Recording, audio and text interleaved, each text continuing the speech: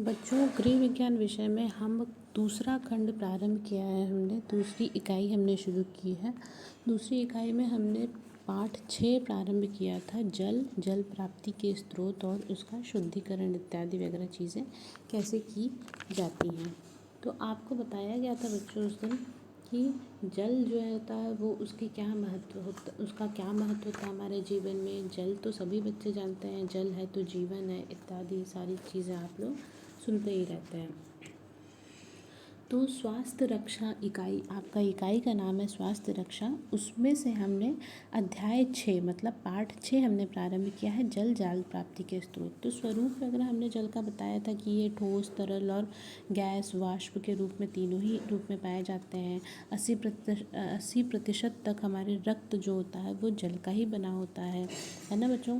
और जल प्राप्ति के स्रोत में जो होता है, आज से हम यहाँ से देख रहे हैं, ये हमने कल उस दिन थोड़ा सा बताया था, परंतु आज उसी को हम और डिटेल में देखते हैं। इसकी हम व्याख्या कर रहे हैं कि जल प्राप्ति के स्रोत, जैसा कि आप चित्र में देख सकते हैं बच्चों, कि मुख्य साधन जो होता है वो वर्षा ऋतु तो होती ही है, वर्षा से तो आता ही है, परंतु वो वर्षा का जल इकट्ठा कहाँ होता है, तो वर्षा का जल समुद्र जो होता है वो मुख्य साधन होता है।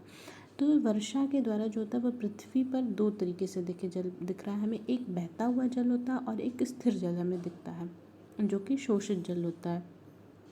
तो बहता हुआ जल जो होता है वो झील, तालाब और नदियों के जल को हम क्या कहते हैं, बहता हुआ जल कहते हैं। और जो शोषित जल होता है, जो एक जगह इकट्ठा हो चुका होता है जल, वो कुएं में, तालाब में, कुएं, स्रोत और झरने में होता है।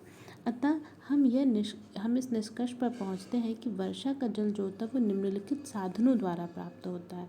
तो वर्षा का जल हमें कैसे प्राप्त होता है, कहाँ कहाँ से प्राप्त हो सकता है, तो हमें झील, तालाब, नदियों से प्राप्त हो सकता है। और पृथ्वी द्वारा शोषित जल जो होता है वो कुएं, स्रोत और झरनों से हमें प्राप्त हो सकता है। आप फिर देखते हैं बच्चों कि समुद्र दिया है, वर्षा दिया है, नदियाँ हैं, नदियों के जल की विशेषताएं क्या क्या होती हैं, सभी चीज़ें लिखी हुई हैं। उसको हम थोड़ा बहुत आपको बताते चलते हैं, बाकी आप डिटेल अपनी किताब से अध्ययन ज़रूर करिएगा। समुद्र जल का सबसे बड़ा स्रोत होता है, यह यातायात का सबसे बड़ा माध्यम होता है। पहले के ज़माने में आप जानते हैं कि पहले के समय में जब जहांगीर, अकबर और भी पहले, अगर अरबों के समय में आप जाएंगे, मुस्लिम काल में जाएंगे, मध्यकालीन भारत में जाएंगे, तो क्या होता था, व्यापार वगैरह जो होता था हमारा किससे होता था, तो हम जहाज़ के माध्यम से ही तो करते थे। क्या पहले हमारे यहाँ रेलवे, ट्रक और इस तरह की एयरवेज की, क्या हमारे पास एरोप्लेन इत्यादि की सुविधाएं थी, तो नहीं। इत्यादि इन सब की सुविधाएं तो हमें बहुत बाद में हुई। पानी के माध्यम से ही हम सबसे पहले अपना जो होता है वो यातायात करते थे। समुद्र से प्राप्त जल का प्रयोग अनेक प्रकार के उद्योगों में किया जाता है। समुद्र में से ही हमें क्या प्राप्त होता है बच्चों, तो नमक प्राप्त होता है, क्योंकि उसका जल जो होता है वो खारा होता है, नमकीन होता है। समुद्र के नीचे तली में खनिज पदार्थ भी पाए जाते हैं। बहुत सारे खनिज संपदा से संपन्न होता है हमारा समुद्र, तभी तो हम समुद्र की पूजा भी करते हैं। समुद्र मंथन आपने सुना होगा कि ईश्वर देव भगवान लोग जब थे तो क्या होता था, उसमें से ही विष निकला था, उसमें से बहुत सारे खनिज निकले थे, अरावत हाथी निकला था। तो ये सब कथाओं का, ये सब कहानियों का क्या महत्व होता है, तो ये सब कहानियों का हमारे जीवन में ज़रूर महत्व होता है। ये दिखाता है, ये दर्शाता है कि हमारा समुद्र जो होता है बहुत ही खनिज से, संपदा से जो है वो संपन्न है। गर्म फिर क्या दे रहा है बच्चों कि वर्षा। अब उसके आगे का आप अपने से अध्ययन करेंगे, थोड़ा बहुत हम आपको बता देंगे इंट्रोडक्शन के तौर पर, क्योंकि पूरा चैप्टर मेरा पढ़ना यहाँ पर संभव नहीं हो सकता है। वर्षा जल की अगर हम बात करते हैं तो क्या होता है बच्चों कि समुद्र की लंबी चौड़ी सतह से सूर्य की गर्मी के द्वारा बहुत सा जल जो होता है वो क्या होता है, वाष्प के रूप में वायुमंडल में मिलता रहता है तथा बादल बन जाता है। आप जानते हैं कि समुद्र जो होता है बहुत ही ज़्यादा खुला वातावरण पूरा होता है, कोई ढका तो होता नहीं है, तो सूर्य की गर्मी, ताप, धूप जो होती है उससे क्या कर लेती है, वायुमंडल में वाष्प बना देती है और वो फिर जाके बादल बन जाता है। इस प्रकार से कम तापमान होने के कारण, जब यह पर्वतों से कम तापमान होने के कारण टकराता है तो क्या हो जाता है, वहाँ पे वर्षा हो जाती है, ओस पड़ती है, ओले पड़ते हैं इत्यादि। मतलब बर्फ़, पानी जो है जितने भी अपने स्वरूपों में होता है उस प्रकार से पृथ्वी पर वापस आ जाता है। नदियाँ अगर हम देखते हैं बच्चों, तो नदियों का पानी का स्रोत जो होता है वो कैसा होता है, हमेशा प्रवाहित होता रहता है, बहता रहता है। तो नदियाँ भारत में जल प्राप्ति का एक अच्छा साधन मानी जाती हैं, क्योंकि हमारे यहाँ बहुत सारी बड़ी बड़ी नदियाँ पाई जाती हैं, जैसे गंगा, जमुना, सरस्वती तो आप जानते ही हैं, यमुना, ब्रह्मपुत्रा, कावेरी। अभी नदियों की अगर हम बात करते हैं तो ब्रह्मपुत्रा नदी में जो होती है असम में बाढ़ आ चुकी है। तो ब्रह्मपुत्रा नदी का स्तर इतना ज़्यादा बढ़ गया है, इसी वजह से तो वहाँ बाढ़ आ गई है बच्चों। तो आपको ये सब घटनाएं भी, आसपास की घटनाओं से ज़रूर ही हमें क्या रहना चाहिए, सचेत रहना चाहिए। असम क्या है, असम हमारे उत्तर प्रदेश की तरह ही भारत का क्या है, एक राज्य है। तो असम की राजधानी क्या होती है, दिसपुर होती है। उसमें वहाँ पे जो है वो बहुत ज़्यादा बारिश होने के कारण, अत्यधिक मानसून होने के कारण क्या हो गया है, ब्रह्मपुत्रा नदी में बाढ़ आ चुकी है। कृष्णा, कावेरी, गोदावरी इस प्रकार की नदियाँ भी हमारी साउथ इंडिया में, दक्षिणी भारत में पाई जाती हैं। और उत्तर भारत में हमारी गंगा तो सबसे बड़ी नदी है ही है जो भारत में पाई जाती है। बाकी सिंधु नदी भी होती है, सिंधु, झेलम, चेनाब, सतलज, रावी, ब्यास, ये सब नदियों के नाम हैं। तो इन सब में क्या होता है, जल हमेशा प्रवाहित होता रहता है। पहाड़ों की बर्फ़ जो होती है वो जल, पहाड़ों की बर्फ़ जल अधिक तापमान के कारण पिघलती है। जब अधिक तापमान के कारण पहाड़ों की बर्फ़ पिघल जाती है तो वो जल के रूप में क्या होती है, वो रास्ता बनाते हुए मैदानी क्षेत्रों तक प्रवाहित होने चली आती है। क्योंकि हम जानते हैं कि हमारी जितनी भी गंगा नदी है वो गंगोत्री से निकलती है, यमुना, यमुनोत्री, ये सब ग्लेशियर्स है ना, हिमनद है ना बच्चों, वहीं से हमारी ये नदियाँ ऊंचे पहाड़ों से, हिमालय से जो है वो ये नदियाँ निकलती हैं। और हमारे मैदानी क्षेत्र, उत्तर प्रदेश का क्षेत्र कैसा है, तो मैदानी क्षेत्र है। कहीं ना कहीं उत्तर प्रदेश, बिहार ये सब मैदानी क्षेत्र में आ जाता है। यहाँ पर समतल भूमि दिखती है, तभी तो यहाँ पे अच्छी तरीके से हम खेती कर सकते हैं। फिर नदी की जल की क्या क्या विशेषताएं होती हैं बच्चों, तो नदी का जल जो होता है वो क्या होता है, अंतःस्थलीय जल से शुद्ध होता है, क्योंकि इसमें स्थानीय खनिज लवण नहीं मिलते हैं। और नदी में रहने वाले जीव जंतु इसके जल की अशुद्धियों को नष्ट करते रहते हैं। नदी में आप जानते हैं कि गंगा का जल जो है इतना शुद्ध क्यों माना जाता है, क्योंकि गंगा बहुत ही ज़्यादा ऊंचाई से, हिमालय पर्वत से जो है गिरती है। तो उसमें बहुत सारा ऑक्सीजन, उसमें ऑक्सीजन मतलब क्या होता है, गैस जो होती है वो उसमें प्रेजेंट होती है। और गैस, ये ऑक्सीजन प्रेजेंट होने की वजह से उसमें ऐसे बैक्टीरियाज पाए जाते हैं जो जल को जो होता है वो क्या कर देते हैं, शुद्ध कर देते हैं, प्राकृतिक तौर पर उसको शुद्ध कर देते हैं। नदियों का जल अशुद्ध होने के क्या कारण हो सकते हैं बच्चों, तो रास्ते में नदियाँ अगर यदि नाले तालाब से होते हुए अगर रास्ते में उनके औद्योगिक अगर कारखाने वगैरह से जो गंदगी निकलती है, यदि उसमें जल नदियों में प्रवाहित कर दिया जाए तो उसके जल जो होते हैं वो क्या हो जाते हैं, अशुद्ध हो जाते हैं। जानवर, यदि मृत जानवर वगैरह नदियों में बहा दिए जाए, अस्थियाँ वगैरह जो हम बहाते हैं तो उससे भी क्या होता है, हमारा जल जो होता है वो दूषित हो जाता है। कपड़े वगैरह धोने से या साबुन और इस तरह की चीज़ें, पशुओं को नहलाने से हमारा जल क्या होता है, नदियों का जल दूषित हो जाता है। झीलों की यदि हम बात करते हैं, और भी प्रकार से नदियों का जल दूषित हो सकता है बच्चों, तो आप और सारी चीज़ें अपने से इसमें पढ़ लेंगे।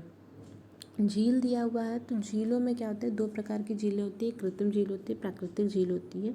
तो कृत्रिम झील जो होती है वो क्या की जाती है कि बांधों को बांध कर जो होती है वो बनाई जाती है। ये बांधों द्वारा बनाई जाती है कृत्रिम झीलें। जहाँ तीन ओर पहाड़ियाँ हो और भूमि निचली हो, वहाँ चौथी ओर बांध बनाया जाता है। उसमें वर्षा ऋतु में जल जो होता है वो एकत्रित हो जाता है, जो सिंचाई व पीने के काम में आता है। तो इस प्रकार की नदियाँ जो होती हैं, जैसे पंजाब में आपका भाखड़ा नंगल डैम बहुत ही ज़्यादा फेमस है, बहुत ज़्यादा प्रसिद्ध है। भाखड़ा नंगल डैम आपको याद होना चाहिए बच्चों कि ये भांगड़ा, आप ऐसे याद कर सकते हैं कि भांगड़ा कहाँ किया जाता है, तो पंजाब में किया जाता है। तो उसी से संबंधित ये नाम है भाखड़ा नंगल डैम। तो भाखड़ा नंगल डैम जो है वो कहाँ बनाया गया है, ये कृत्रिम झील कहाँ बनाई गई है, ये डैम कहाँ बनाया गया है, तो पंजाब में बनाया गया है, जो कि सिंचाई वगैरह के काम में आता है। पंजाब, हरियाणा जैसे राज्य जो होता है वो इससे लाभान्वित होता है। प्राकृतिक झीलों की बात करें तो जहाँ की भूमि निचली होती है, वहाँ का वर्षा जल का पानी जो होता है वो एकत्रित हो जाता है, जल भर जाता है, और उसमें जल जो होता है वो पहाड़ियों से आता है, और वह वर्षा का जल है, तो वह क्षेत्र भी साफ है। इस प्रकार से हमारी ये प्राकृतिक झील हो जाती है। तो प्राकृतिक झील जो होती है वो बहुत सारी झीलें, जैसे वूलर झील हो गई, डल झील हो गई, आपके जम्मू कश्मीर में पाई जाती है। फिर आपकी बहुत सी खारे पानी की झीलें होती हैं, उड़ीसा वगैरह में आपकी झील पाई जाती है। आंध्र प्रदेश में भी आपकी कोलार है। इस प्रकार से बहुत सारी झीलें हमारे भारत देश में पाई जाती हैं। तालाब की यदि हम बात करते हैं तो बच्चों आपने ये दृश्य देख रहे हैं कि गांव बना हुआ पेड़ है, लोग जो है देखिए कपड़े वपड़े धुल रहे हैं, ये पानी में गाय पशु वशु नहा रहे हैं। तो गांव का तालाब है, उसका प्रयोग इस प्रकार से किया जा रहा है। इसमें भी झीलों की बात क्या होता है, वर्षा का जल एकत्रित हो जाता है क्योंकि बहुत से गाँवों में जल प्राप्ति का यही एक साधन है। इस वजह से विशेष करके उन स्थानों में जहाँ भूमि पथरीली है और कुएं खोदना कठिन होता है, वहाँ पर तालाब ही जो होता है वो पानी का जल का मुख्य स्रोत होता है, क्योंकि उसमें निम्न कारणों से अशुद्धियाँ हो जाती हैं। तो खाने पकाने के योग्य तो ये तालाब का पानी नहीं होता है, लेकिन अशुद्धियाँ क्यों हो जाती, क्योंकि हम नहाने लग जाते हैं, कपड़े धुलने लग जाते हैं, गंदा पानी उसमें डाल देते हैं, जानवरों को नहलाने लग जाते हैं, मच्छर इत्यादि जो होते हैं, क्योंकि कोई भी चीज़ जब इकट्ठा होकर एक जगह स्थिर रहती है तो उसमें मच्छर वगैरह भी उत्पन्न होने लगते हैं। जैसे कि आजकल वर्षा ऋतु का समय है, आप देख रहे हैं कि कूलर में भी पानी नहीं इकट्ठा होने देना चाहिए हमको। अगर बहुत दिन तक उसका उपयोग नहीं करना है तो उसको हमें निकाल के फेंक देना चाहिए, क्योंकि मच्छरों का वो ब्रीड करने का समय होता है। मच्छर इत्यादि इससे और ज़्यादा उत्पन्न होते हैं और रोग और बीमारियां फैलाते हैं। तो इस प्रकार से बच्चों आपने देखा कि तालाब वगैरह पे भी जो है हम किस प्रकार से इसका रोकथाम कर सकते हैं। तो ये सारे आपके बिंदु यहाँ पे 6 बिंदु दिए हुए हैं। इसके आगे देता है बच्चों कि स्रोत एवं झरने। स्रोत एवं झरने की अगर हम बात करते हैं तो क्या होता है कि बहुत सारे स्रोत होते हैं पृथ्वी पर। तो वर्षा सबसे अधिक जल के माध्यम स्रोत का माध्यम होती है। धरातली स्रोत जो होता है, जो हम हैंडपाइप से पानी निकालते हैं, वो धरातली, वो पानी जब थिर कर जब सिंच कर जो होता है वो पृथ्वी की भूमि के अंदर चला जाता है, तो उसको हम क्या कहते हैं, धरातल स्रोत कहते हैं, जिसको हम समरसेबल से या हैंडपम्प के माध्यम से फिर हम ऊपर की ओर ले आते हैं खींच कर उसको प्रेशर के द्वारा। ठीक है बच्चों, उस प्रकार से कुएं वगैरह भी हैं जहाँ से हम जल की प्राप्ति कर सकते हैं। कुएं जो होते हैं बच्चों, कुछ जो होते हैं वो छिछले कुएं होते हैं जो कि पृष्ठीय उथले कूप होते हैं, और कुछ जो होते हैं गहरे या गंभीर कूप भी होते हैं। गहरे और गंभीर कूप में जो होता है बच्चों, अगर आप देखेंगे तो यहाँ पे आपको बहुत सारे दृश्य देखने को मिलेंगे। तो उत्तम कुएं का आपको दृश्य बना हुआ है। फिर क्या है, पारगम्य स्तर, जल पारगम्य, ये सारी जितनी भी आपके चित्र बने हुए हैं उसमें यदि आप देखते हैं तो जो आपके जो पृष्ठीय उथले कूप जो होते हैं वो तो नॉर्मल टाइप के होते हैं, जिसको थोड़ा सा भी खोदते हैं हम तो हमें पानी मिल जाता है। और कूप की दीवारें जो होती है वो पक्की करा देनी चाहिए, क्योंकि उससे नहीं तो पानी जो होता है वो गंदा हो जाता है। और इस प्रकार से 1 मीटर तक की उसकी ऊंचाई होनी चाहिए। पृथ्वी के ऊपर सतह पर कूप की दीवार लगभग जो होती है वो 1 मीटर तक की ऊंची होनी चाहिए। कुआं तो हमारा और गहरा होता है, लेकिन उसके ऊपर की ऊंचाई जो होती है, उसके ऊपर की इतनी ऊंची 1 मीटर की ऊंची हमें दीवार बना देनी चाहिए, क्योंकि जिससे कि बगल का जो दूषित जल होता है वो उसमें बहकर ना मिल जाए। और कूप के समीप की भूमि जो है वो बराबर होनी चाहिए। समीप ही गंदा नाला या गोबर इस तरह की चीज़ें नहीं होनी चाहिए। इससे जल में ये वस्तुएं मिल जाती है और साथ ही रोग से जो होता है वो कीटाणु भी प्रवेश कर जाते हैं। ये तो हो गए आपको बच्चों ये पृष्ठीय उथले कूप की बात हो गई। जब हम गहरे कूपों की बात करते हैं, गंभीर कूपों की बात करते हैं, तो सबसे फेमस इसमें सबसे प्रसिद्ध इसमें आर्टिशियन वेल्स आते हैं, आर्टिशियन कुएँ आते हैं। आर्टिशियन कुएँ जो होते हैं बच्चों, इसकी कुछ अलग सी विशेषता होती है। इसमें क्या होता है, पहले तो आप गहरे कूप के बारे में जान लीजिए कि 30 मीटर से भी अधिक गहरे होते हैं। क्यों इनको गहरा कहा जा रहा है, क्योंकि इनकी गहराई जो होती है वो 30 मीटर से भी अधिक होती है। ऐसे कूप भूमि के भीतर अपारगम स्तर तोड़कर बनाए जाते हैं। ऐसे कूपों का जल प्रायः जो होता है वो उथले कूपों की अपेक्षा अधिक शुद्ध होता है। जितना ही गहरा कुआं होगा उतना ही ज़्यादा उसका जल जो होता है वो शुद्ध माना जाता है बच्चों। तो क्या होता है कि आर्टिशियन कुएं की अगर हम बात करते हैं तो फ्रांस के आर्टिशियन नामक प्रदेश में इनका प्रयोग बहुत लंबे समय से चला आ रहा था, और इसी प्रदेश के नाम पर इसका नाम पड़ जाता है आर्टिशियन कुएं। भारत में इस प्रकार के कुएं जो होते हैं वो पौंडीचेरी आदि स्थानों पर पाए जाते हैं। इन कुओं का जल गहरे कुओं की भांति स्वच्छ व विश्वसनीय होता है।